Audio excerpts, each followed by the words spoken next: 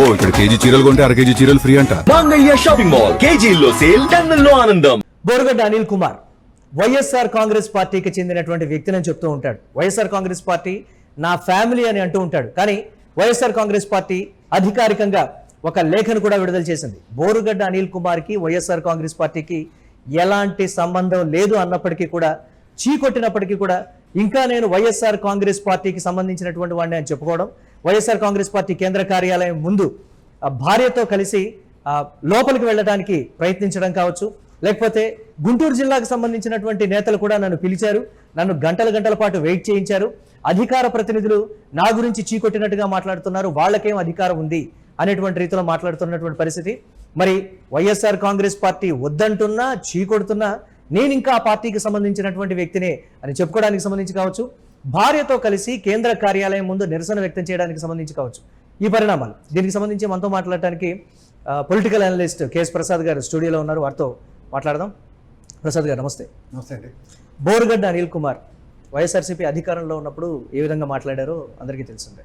So తదనంతర పరిణామాల నేపథ్యంలో అరెస్ట్ అవ్వడం, సో స్టేషన్లో జైలు జీవితాన్ని అనుభవించడం, మళ్ళీ తర్వాత బయటకు వచ్చిన తర్వాత మళ్ళీ ఎక్కడో మెత్తబడ్డట్టుగా ఉండటం, దాని తర్వాత వైఎస్ఆర్ కాంగ్రెస్ పార్టీకి బోరుగడ్డ అనిల్ కుమార్కి ఎలాంటి సంబంధం లేదని చెప్పినప్పటికీ కూడా చీ కొడుతున్నా కాదన్నా మళ్ళీ పార్టీ వెంటే పడుతుంది. ఏంటి దాన్ని ఎలా చూడాలంటారు? అంటే చీకొట్టే నేపథ్యానికి నేను ఒకటే చెప్తాను. 11/12/2025 ఒక పేపర్ నోటిఫికేషన్, అంటే సాక్షి పేపర్లోనే చాలా క్లియర్గా వాళ్ళు ఒక నోటిఫికేషన్ ఇచ్చారు. ఏమనంటే ఇతనికి మాకు పార్టీకి సంబంధం లేదు, వీఆర్ డిజైనింగ్ హిమ్ అని. ఇప్పుడు ఇది నేను చూపిస్తాను, మీకు చూడండి, ఇది స్క్రీన్ మీద చాలా క్లియర్గా డిజైన్ చేస్తూ ఇచ్చారు. సో ఎప్పుడైతే ఈ డిజైన్ చేయకమంటే 25th దాకా అతని పరిస్థితి ఏంటి అంటే, ఒకటి నేను చెప్తాను, గవర్నమెంట్ పరంగా వైఎస్ఆర్సీపీ 19 నుంచి 24 దాకా కనుక మీరు కేటగిరికల్గా చూసుకుంటే అతని ఇష్టారీతిన అతను మాడుతున్న మాటలు, ఉదాహరణకి పవన్ కళ్యాణ్ ఫ్యామిలీ కానీ, చంద్రబాబు గారి విషయంలో కానీ, లేకపోతే ఎవరిని పడితే వాళ్ళని ఎలా కావాలంటే అలా అతను కన్వీనియంట్గా మాడుతున్నప్పుడు టాలరెన్స్ ఆఫ్ ద గవర్నమెంట్, ఇది ఒకటి క్లెయిమ్ చేయాలి. రెండోది, మీరు జాగ్రత్తగా గమనిస్తే అతను సడన్గా అతనికి గన్మెన్లు ఇచ్చారు. ఓకే, మీకు తెలుసు కదా. సో ఈ రెండు విషయాలు ఒక నిమిషం ఆగి మనం చర్చకు మొదలెడితే, మనం అతని గురించి ఎక్కడైనా తెలుసుకుందాం అనుకుంటే, రామ్నాథ్ అథలేవాలే గారు క్యాబినెట్ మినిస్టర్ గారు ఉన్న ఆయన పార్టీ రిపబ్లికన్ పార్టీ, దాంట్లో ఇతను వర్కింగ్ ప్రెసిడెంట్ అని క్లెయిమ్ చేసుకుంటూ అండ్ ఇతను పార్టీ మెంబర్షిప్ ఉన్నాడని చెప్తూ ఇతను వైఎస్ఆర్సీపీకి సింపథైజర్, జగన్మోహన్ రెడ్డికి ఫాలోవర్ అన్నది జగమెరిగిన నానుడి. ఈ సర్కమ్స్టాన్సెస్లో ఒకసారి అతని ఇల్లు తగలబెట్టబడింది జగన్మోహన్ రెడ్డి గారి గవర్నమెంట్లోనే, ఆ ఇల్లు ఆఫీసర్ తగలెట్టారు. అప్పుడు ఆ పార్టీ దక్షిణ కార్యాలయానికి సంబంధించిన, అంటే దక్షిణాది శాఖకి సంబంధించిన అధ్యక్షుడి హోదాలో ఉన్న అంజయ్ గారు అని ఆయన ఒక స్టేట్మెంట్ ఇచ్చాడు. We're nothing to do with Borugadda Anil గారు, మా పార్టీకి అతనికి సంబంధం లేదు, అసలు ఇతను క్లెయిమింగ్ వర్కింగ్ ప్రెసిడెంట్ అని క్లెయిమ్ చేసుకుంటాడు, అధికారికంగా అతను కాదు, అండ్ ఇతను ఈజ్ ఎ బ్లాక్ మెయిలర్ అని ఏవో అని అతను సర్టన్ నోటిఫికేషన్స్ క్లియర్గా ఇచ్చాడు. సో ఈ ప్రాస్పెక్ట్లో ఒక పార్టీ సింపథైజర్ అన్నప్పుడు ఒక పార్టీకి సంబంధించిన కార్యకలాపాలు కొన్ని ఉంటాయి. ఉదాహరణకి there are lot of people who really shows their concern towards party. మనకి సోషల్ మీడియాలో కూడా చాలా మంది అందరూ పార్టీ సభ్యత్వాలు అక్కర్లేదు, రాజశేఖర రెడ్డి గారి పేరు లేదా జగన్మోహన్ రెడ్డి గారితోనో ప్రభావితమై మాట్లాడుతున్న వాళ్ళు చాలా మంది ఉన్నారు. వాళ్ళందరినీ మీరు పార్టీ సభ్యత్వాలు ఉన్నాయని అంటే ఎవరు చెప్పలేరు, సభ్యత్వాలు లేవు, కానీ సింపథైజర్స్. సో వాళ్ళకి ఒక పరిగణన అన్నది ఉంటుంది. కానీ ఇక్కడ హద్దు మీరిన పరిస్థితుల్లో అతనికి ఎవరు టాలరేట్ చేశారు అన్న చూసుకోగలిగితే, నాకున్న అతి తక్కువ అవగాహనలో ఎంకరేజ్ చేసినవాడు అంటే ఆ రోజు, ఇప్పుడు నేను అంటుంది ఏంటంటే, వాళ్ళ బోరుగడ్డ అనిల్ గారు అతను చాలా క్లియర్గా పార్టీ ఆఫీస్ ముందు ధర్నా చేస్తూ సర్టన్ పాయింట్స్ రైజ్ చేశాడు. ఒకటి, కారుమూరి వెంకటరెడ్డి అధికార ప్రతినిధి, ఈ కారుమూరి వెంకటరెడ్డి అధికార ప్రతినిధిని బర్తరఫ్ చేయాలని మాట్లాడుతున్నాడు. రెండోది, జీవిడి ఈయన మన సజ్జల రామకృష్ణారెడ్డి గారు అండ్ శ్రీహరి గారిని మీద ఒక అప్రహెన్షన్. మూడోది, భోజనం పెట్టలేదని ఏడుస్తున్నాడు. ఇప్పుడు ఒక విషయం నేను చెప్తా, ఇతనికి నిజంగా కన్సర్న్ ఉంటే పార్టీ మీద ఏమన్నా, నేను జగన్మోహన్ రెడ్డి గారినే కలాలన్నప్పుడు ఇతను చెప్తున్న బిల్డప్ ఎలా ఉంటుంది, నాకు I know so many people who are happen to be the principal and chief secretary స్థాయిలో ఢిల్లీ లెవెల్లో ఒక 4-5 మినిస్టర్లతో, ఎవరు మన రాజ్నాథ్ సింగ్ గారితోనూ అతులేవాలా గారితోనూ ఆయన ఈ ఇంటికి వెళ్తే వాళ్ళ ఇంట్లో రూమ్ ఉంటుందని చెప్పేవాడు. రెండోది, వాళ్ళు హైదరాబాద్ ఏమైనా వచ్చి ఈయన ఇంట్లో ఆతిథ్యం స్వీకరిస్తారని చెప్పినవాడు. మరి అలాంటి వైఎస్ఆర్సీపీలో దేవుళ్ళు ఆడవలసిన పని ఉంది. ఇప్పుడు మనకి నిజంగా ఒక రైట్ రాయల్ పెళ్లికి ఇన్విటేషన్ వస్తే నేను ఒక జనసేన ప్రతినిధి కూడా మన నాగబాబు గారు కూతురు పెళ్లి విషయంలో ఇన్విటేషన్ ఎలాంటి గలాబోయి చూసాను. ఓకే. ఇప్పుడు సేమ్ సినారీ ఇక్కడ చూస్తే what is this non sense? ఇప్పుడు నీకు నిజంగా వాళ్ళ పార్టీ ఓన్ చేసుకుంటున్నాం డిజైన్ చేస్తున్నారంటే మీరు 25వ తారీఖు డిసెంబర్లోనే డిజైన్ చేసుకున్నట్టుగా క్రిస్టల్ క్లియర్గా ఉంది. ఇప్పుడు 6 నెలల దాకా ఏం చేశారు మీరు జైలు నుంచి బయటకు వచ్చి ఎన్నాలైంది అందరికీ తెలుసు కదా. అంటే కొంతమంది అధికారంలో ఉన్నప్పుడు మీరు మాట్లాడండి, మేము వెనక మేము ఉంటాం, మా పార్టీ ఉంటుంది, మేము చూసుకుంటాం నాతో చెప్పినటువంటి వాళ్ళు పిలిచి నన్ను గంటలు గంటలు వెయిట్ ఇలా చెప్పినాడు వాడు ఖచ్చితంగా ఇప్పుడున్న జీవిడి కాదు, ఇప్పుడున్న నా పేరు చెప్పాలన్నమాట, అందుకని ఇది వస్తుంది. ఇప్పుడున్న శ్రీహరి కాదు, ఇప్పుడున్న సజ్జల్ గారు కాదు. బాటిల్ మూత తీసి ఇచ్చారు, నీళ్ళు తాగింది, రికార్డింగ్ ఉంది. రికార్డింగ్ చేయడం ఎంతవరకు కరెక్ట్? పాయింట్ 1. రెండోది abusive language for families and చిన్నపిల్లల్ని నువ్వు మాట్లాడిన మాటలకి ఎవరు టాలరేట్ చేస్తారు? రెండోది నిన్ను ఇలా ఎంకరేజ్ చేసినాడు వాడు. రాత్రి తట్టబొట్ట చదువుకుని పారిపోయిన జీవిడి కదా, మీ గన్మెన్లన్నీ ఇప్పించింది ఆయనే కదా. మరి ఆయన విషయం ఎందుకు మాట్లాడు? ఆయన వెళ్ళిపోయిన తర్వాత మీకు పునరావాస కార్యక్రమం లేదు. రెండోది ఆయన ప్రతిష్ఠించిన అధికార ప్రతినిధులు కాకుండా కారుమూరి వెంకటరెడ్డి ఇప్పుడు లైమ్ లైట్ లో ఉన్నాడు. ఈ ఏడుపులకి వెనకాతల సారాంశం ఏంటి? కారుమూరి వెంకటరెడ్డి నిజమే అన్నాడు. ఏమన్నాడు?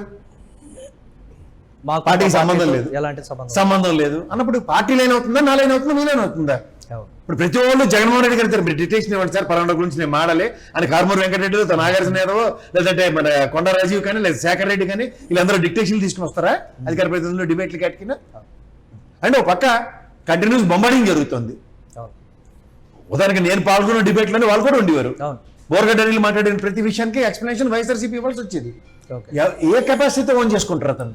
ఇప్పుడు ఒక పార్టీ అధికార ప్రతినిధిదో లేదా పార్టీ మెంబర్షిప్ ఉందో లేదా పార్టీ పరంగా ఇతనికి ఒక కార్యక్రమాల టాస్క్ ఇచ్చిందో వాళ్ళ దగ్గర ఐడెంటిఫికేటివ్ గా ఉన్నప్పుడు ఓన్ చేసుకోవాలి, డిజైన్ చేసుకోవాలి, అది సవాలు.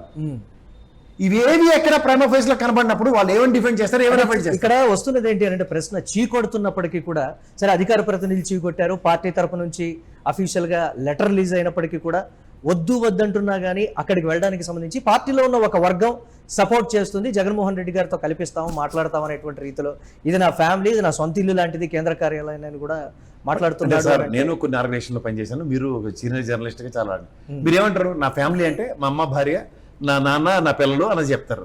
కానీ యూటీవీ అనే ఒక వ్యవస్థలో కుటుంబం లాంటిది, దాంట్లో నేను పనిచేస్తున్నాను అంటారు. But the owning of a family అంటే యూటీవీ మీరు ఓన్ చేసుకునే విధానంలో కుటుంబం అన్నది ట్యాగ్ లైన్ ఇస్తే I'm part of that family అంటారు. అర్థమవుతుందా? నా ఫ్యామిలీ అన్నప్పుడు భార్య, పిల్లలు, నిన్న చూడండి మీ సహధర్మచారనే వచ్చింది ఆవిడ, మీ కష్టమో సుఖమో, ఇది ఓన్ చేసుకునే విధానం. ఇప్పుడు పార్టీలో if your part and parcels definite గా ఓన్ చేసుకుంటారు కదా. యువర్ డిజోన్డ్ క్యారెక్టర్, డిజోన్డ్ క్యారెక్టర్ కి లైసెన్స్ ఎక్కడి నుంచి వస్తుంది? ఇప్పుడు నాకు సీరియస్ గా చెప్తున్నాను, మొన్న ఎవడో నాకు గాలి వార్త ఇచ్చాడు, జీవిడి కస్టమర్ వెళ్ళి మళ్ళీ జగన్మోహన్ రెడ్డి దేవుళ్ళు ఆడుతున్నాడు, అడుక్కుంటాడు మళ్ళీ పోస్ట్ కోసం అని. ఆ పనిలో పని నేను కూడా తగలడదామనా? మళ్ళీ అదే దరిద్రమే కదా. నా బ్యాంక్ అకౌంట్లు కూడా ఫ్రీజ్ అయిపోతాయి. పనికి పనులు చేస్తే ఫ్రీజ్ అవ్వక ఇప్పుడు నీతో పాటు మాట్లాడుతున్న వాళ్ళందరి పరిస్థితులు ఎలా ఉన్నా చూడు. ఇప్పుడు ఎవరో కదా శ్రీరెడ్డి ఉంది అమ్మాయి, శుభ్రంగా తన పని తను చేసుకుంటుందా లేదా? షీ ఆల్సో నన్ను వైసీపీ ఓన్ చేసుకుంటారా లేదన్న కోణంలో తన పని తను సాధించుకుంటే నాకు సంబంధం లేదని వదిలేసింది. బట్ మీరెందుకు దేవుళ్ళు ఆడుతున్నారు? మీరు ఈ 2 క్యారెక్టర్లే మాట్లాడదాం. అమ్మాయి కూడా కష్టపడిందో, సుఖపడిందో, ఏం నష్టపడిందో అన్ని తిప్పలు పడింది. అమ్మాయి స్టాండ్ తీసుకుని మాట్లాడింది. ఎగ్జాంపుల్ డిజైన్ క్యారెక్టర్ కదా. ఇంత ఘోరంగా అయితే డెలిబరేషన్ శ్రీరెడ్డికి మాకు సంబంధం లేని ఇప్పటిదాకా నేనైతే చూడలేదు వైఎస్ఆర్సీపీ చెప్పలేదు. కానీ అమ్మాయి నేను ఇండైరెక్ట్ గానే పనిచేశానని చెప్పింది. తన కష్టాలు తను పడుతుంది. మరి బోరుగడ్డ అనిల్ విషయంలో ఎందుకు పార్టీ ఒక అంటే సరే ప్రశ్న ఎవరు నడిపిస్తున్నాడు వెనకాతల? ఎవడో క్యారెక్టర్ ఉన్నాడు ఖచ్చితంగా. ఇప్పుడు మీరు గమనిస్తే శ్రీహరి సజ్జలు ఏడు చేస్తారు. ఇప్పుడు ఉదాహరణకి వాళ్ళిద్దరూ నాకు తెలిసి జగన్మోహన్ రెడ్డి కింద పనిచేస్తున్నారు. అది ఎత్తుపోయినాడు కూడా జీవిడి కష్టమాను, మళ్ళీ దేవుళ్ళని తిరుగుతున్నాడు అని ఓ టాకు నింతం కబురు నడుస్తుంది మార్కెట్లో. తిరుగుతున్నప్పుడు నువ్వు వెళ్ళావు కాబట్టి నన్ను ఎందుకు తీసుకెళ్ళలేదన్న కాన్సెప్ట్ నువ్వు థ్రెటనింగ్ చేస్తున్నావా? అంజయ్ గారి స్టేట్మెంటే.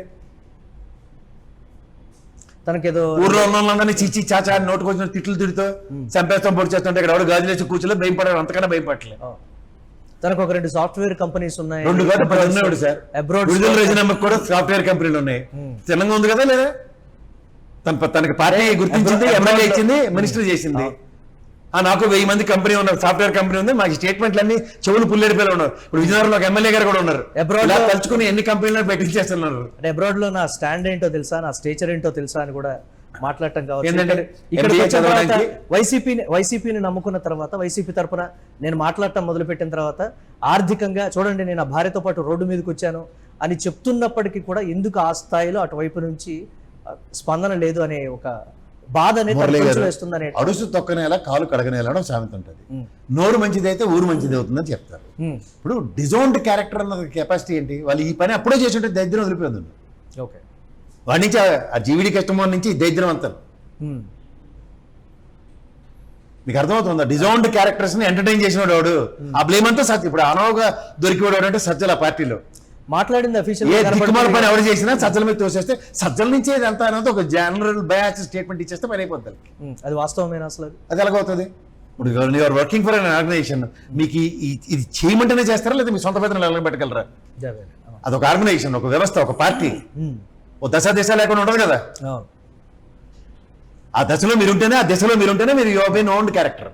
అది లేనప్పుడు ఎవరు తప్పుదారి పట్టించారు, అది పార్టీకి కూడా బ్యాడ్ నేమ్ అయిందని గ్రహించిన తర్వాత తీసుకున్నటువంటి నిర్ణయం అని కూడా చెప్తూ ఉంటారు బోరుగడ్డ అనిల్ విషయంలో.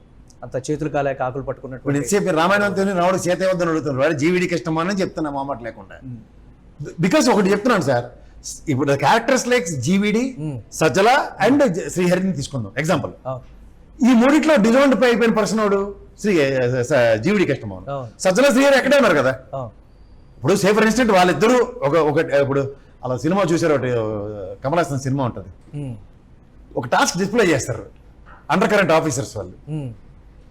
ఒక మిషన్ ఉంది, పోనీ ఆ మిషన్ అయిపోయింది కదా, నువ్వు తట్టబడ సర్దుకుని వెళ్ళిపోవాలి కదా, కొనాలి ఢిల్లీలో కూర్చున్నావు కదా, మాకు చెవులు తినేసేవారు కదా ఫోన్లో నువ్వు చెప్పిన so called chief secretaries and principal secretaries.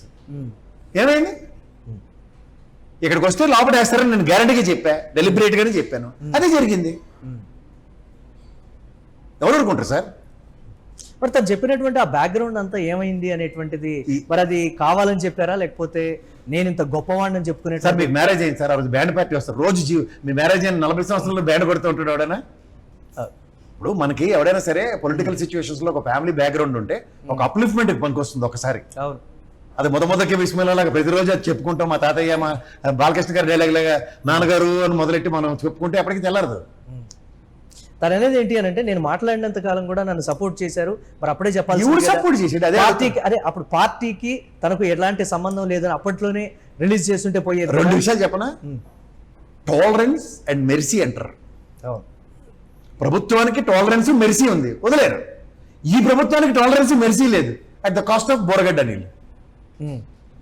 ఒక టాలరెన్స్, ఒక మెర్సీని if you taken to your fold and convenient గా మలుచుకుందాం అనుకుంటే ప్రభుత్వాలు మారే. అప్పుడే మీవాడే పారిపోయాడు, రాత్రి పారిపోలేదా? నిన్ను ప్రతిష్ఠించిన జీవిని పారిపోయాడా లేదా?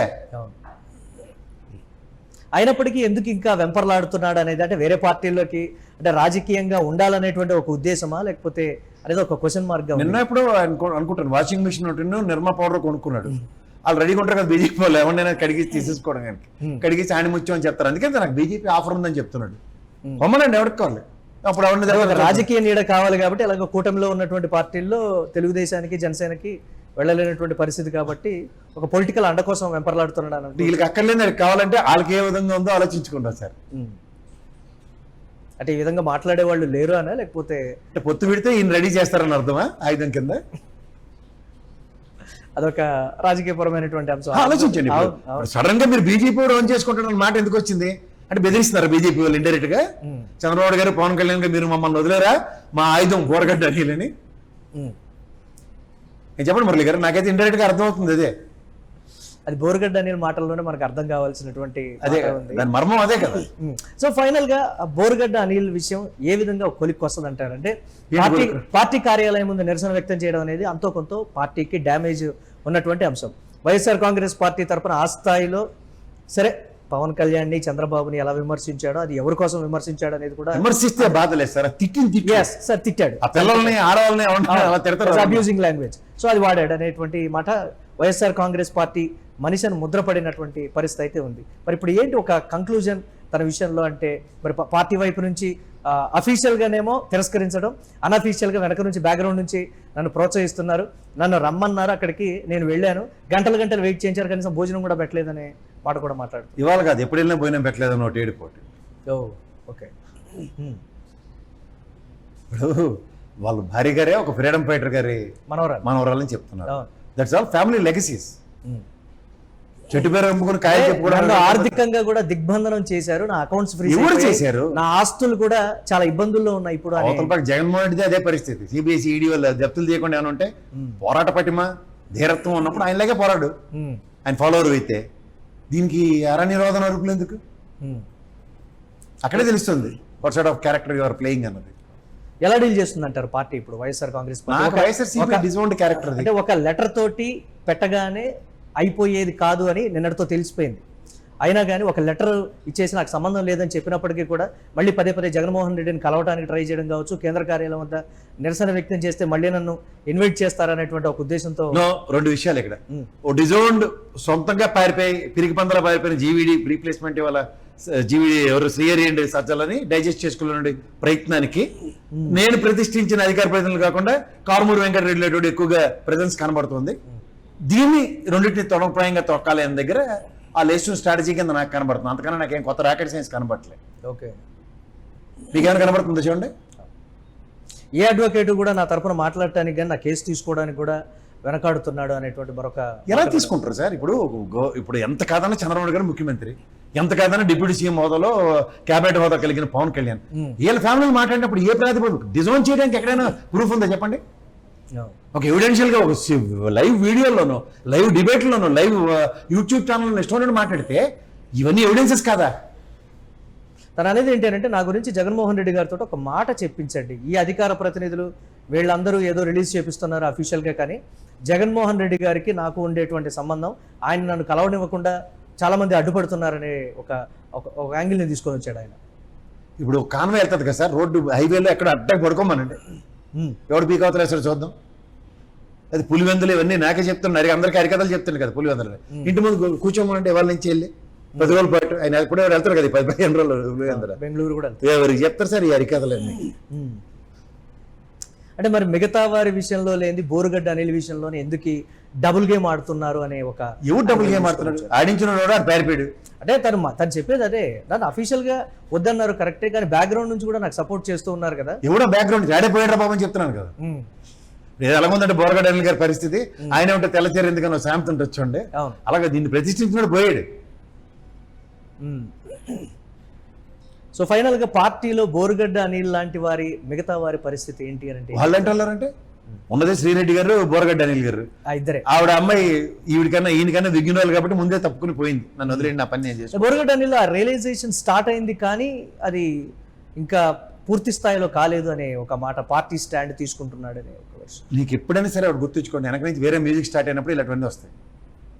నేను నడిపిస్తున్నాను, నేనే ఇక్కడ కూర్చొని చెప్పగలుగుతున్నాను ఎందుకు? It's very clear. 4 రోజులు ఈక్వేషన్స్ ఇటు అటు మూవ్ చేస్తే 5వ రోజు ఇలా వస్తాయి ఎవిడెన్సెస్. ఇప్పుడు ఇంటెన్షనల్గా నువ్వు ఎవరిని టార్గెట్ చేస్తావు? కారుమూరి వెంకటరెడ్డిని టార్గెట్ చేస్తున్నాడు first, and Srihari and Sajjala. ఈ వెనకాల మ్యూజిక్ 2 నిమిషాలు కదా తెలిసిపోద్ది. అంటే ఎవరు కూడా ఎందుకు బోరుగడ్డ అనిల్ గురించి సరే లెటర్ ఇచ్చారు కానీ బయటికి వచ్చి బాహాటంగా అతనికి మాకు ఎలాంటి సంబంధం లేదు. 2 విషయాలు చెప్పగలను సార్. సాక్షిలో జీవిడి ఉన్నంత కాలం నడిపించిన అధికార ప్రతినిధుల కథ వేరు, ఇప్పుడు కథ వేరు. ఏంటి డిఫరెన్స్? ఇప్పుడు Srihari is giving opportunities to so many people. పార్టీలో ఈ పాటి కష్టపడి పనిచేసే వాళ్ళకి స్పాన్ ఆఫ్ నో టైమ్ వల్ల అది. ఎందుకంటే కారుమూరి వెంకటరెడ్డి, శేఖర్ రెడ్డి ఇలాంటి వాళ్ళందరినీ నేను చూస్తున్నాను. ఎన్ని రోజులు తాపత్రయపడినా వాళ్ళకి అధికార ప్రతినిధులు అవ్వలేదు. ఇప్పుడు ఈ టెన్యూర్లో 2 years దగ్గర ఆల్మోస్ట్ 1 year అవుతుంది అధికార ప్రతినిధులు అయ్యారు రీసెంట్ గా. వీళ్ళకన్నా కష్టపడి వాడు కనబడలేదు నాకు. నేను రోజు వస్తూ ఉంటాం కదా డిబేట్లో మేము. ఇక్కడ ఆ డిఫరెన్స్ ఇంకోటితో కంపేర్ చేసినప్పుడు ఈజీ కనబడుతుంది. అంటే కొంతమంది చెప్తుంది ఏంటి అని అంటే, వైఎస్ఆర్ కాంగ్రెస్ పార్టీకి సంబంధించి పార్టీ కోసం మాట్లాడబట్టే కదా ఆ విధంగా అయ్యాడు, ఎంతో కొంత మనం ఏదో ఒకటి హెల్ప్ చేస్తే బాగుంటుందేమో అనే ఒక యాంగిల్ కూడా తీసుకొస్తున్నారు ఇప్పుడు ఆయన నిరసన వ్యక్తం చేసిన తర్వాత. సోషల్ మీడియాలో నేను చూసినటువంటి ఒక కామెంట్లో దాన్ని అంత మహాన్ బౌలు కాదండి, బూతులు తిట్టి అవతల మనుషుల్ని వ్యక్తిత్వాన్ని చేస్తుందని కూడా ఎంకరేజ్మెంట్ ప్రాస్పెక్ట్ ఉంటే ఇన్నాళ్ళు చేతులు కాలిన తర్వాత ఆకులు పట్టుకోవడానికి 2 సంవత్సరాలు పడి 25వ తారీఖు నాడు 25 సంవత్సరాలు చేతులు కడుక్కున్నారు. 24 ఎలక్షన్ది. ఓటమికి ఒక కారణం కూడా బోరుగడ్డ అనిల్ కామెంట్స్ అనే. ఆబ్వియస్లీ సార్, కొడాలి నాని ఒకడు, ఈ వంశీ అండ్ ఇవన్నీ డిజోన్ చేసుకోకుండా ఓన్ చేసుకోవడం వల్ల వచ్చిన ఉపద్రవాలు. అందులో బోరగడ్డ అనిలు శ్రీ తను అమ్మాయి. అండ్ మోర్ ఓవర్ ఇలాంటివన్నీ ఏంటంటే తెలుసో తెలియకో ఎక్కడికక్కడ మనకి డిజైన్ చేసుకోవడం అంత ఒక ఆర్ట్. అంటే తను సైలెంట్ అయిపోయి ఉంటే బోరుగడ్డ అనిల్ కుమార్ పార్టీకి ఎప్పటికైనా సరే డ్యామేజ్ కాకుండా ఉంటుంది. మళ్ళీ పదే పదే పార్టీ పార్టీ అంటూ ఇప్పుడు పార్టీ నెత్తిని పాలు పోసాడు అతను చెప్పాలంటే. Okay. Disowned character, we never owned him. ఇవాళ అతను రిపబ్లికన్ పార్టీతో అసోసియేషన్ ఇవన్నీ అందరూ మాట్లాడతారు కదా. ఇప్పుడు ఆయన అసోసియేట్ కాకపోతే అంజయ్ గారు ఎందుకు మాకు ఇతనికి సంబంధం లేదని చెప్తాడు? అవును. ఆయన ఎందుకు చెప్తాడు is blackmailer and all things? ఆయన చెప్పిందే కదా. చూడండి అంజయ్ గారి statement, south states republican party in charge ఆయన. అంటే గొప్ప గొప్ప వాళ్ళందరూ నాకు తెలుసని చెప్పుకోవడం వల్ల తనకు వచ్చినటువంటి లాభం ఏంటి అనేటువంటి మాట ఇలాంటి సమయంలో ఎవరు కూడా అలా సినిమాలో బ్రహ్మానందం ఉంటుంది చూసారా, అలా అబ్దుల్ కలాం గారితో నేను, జవహర్లాల్ నెహ్రూ గారితో నేను, అలాగా అందరూ చెప్పుకునే వాళ్ళు చాలా మంది ఉంటారు. అది కాదు కదా కావాల్సింది. అంటే ఫైనల్గా ఏం చెప్తారు బోరుగడ్డ అనిల్ కుమార్కి సంబంధించి? ఆ చాప్టర్ క్లోజ్ అవుతుందా, లేకపోతే ఇలానే వద్దంటున్నా కానీ తరచూ వెంటపడుతూ ఉండటం, నేను ఇంకా పార్టీ మనిషినే, పార్టీ కోసం పనిచేస్తున్నానే ఒక యాంగిల్ని తీసుకొని రావడం, దాన్ని ఎలా చూస్తారు? ఈయనైతే ఏ సినిమాలో ఉపేంద్ర రోల్ ప్లే చేస్తానంటే నేనేం చేయలేదు. అవసరం అది జరగదు. ఇప్పుడు ఎందుకంటే తెలిసి ఇప్పుడు there are lot of people. ఇప్పుడు నాకు తెలిసి సాక్షిలో కొంతమంది జర్నలిస్టులు పనిచేసి వెనక్కి వచ్చిన వాళ్ళు ఉన్నారు, మళ్ళీ వెళ్ళిన వాళ్ళు కూడా కనపడ్డారు. అవును. సో వెన్ దర్ క్యారెక్టర్ అనేది ఎవరైనా ఇలా రీడ్ చేస్తుంటారు. అంటే పొలిటికల్ సినారియో వైసీపీ ఇలాంటి వాళ్ళ విషయంలో కొంచెం ఇప్పటి నుంచే కొంచెం ప్రక్షాళన చేసుకుంటూ నెక్స్ట్ ఎలక్షన్స్ కు వెళ్తోంది. చేయకపోతే చాలా కష్టం. ఓకే. ఇప్పుడు ఒక సబ్జెక్ట్ మీద మనం దెబ్బతిన్నప్పుడు ఆ సబ్జెక్ట్ మళ్ళీ సప్లిమెంటరీ రాస్తున్నప్పుడు ప్రిపేర్ అవ్వకుండా అది నేను పాడుపెట్టాను అహంకారం పోతే ఏమవుద్ది? ఎక్కడ ఫెయిల్ అయ్యామో తెలుసు. జీవితాంతం ఆ సబ్జెక్ట్ ఒకటే మిగిలి ఉంటుంది మనకి బ్యాక్లాగ్ లా.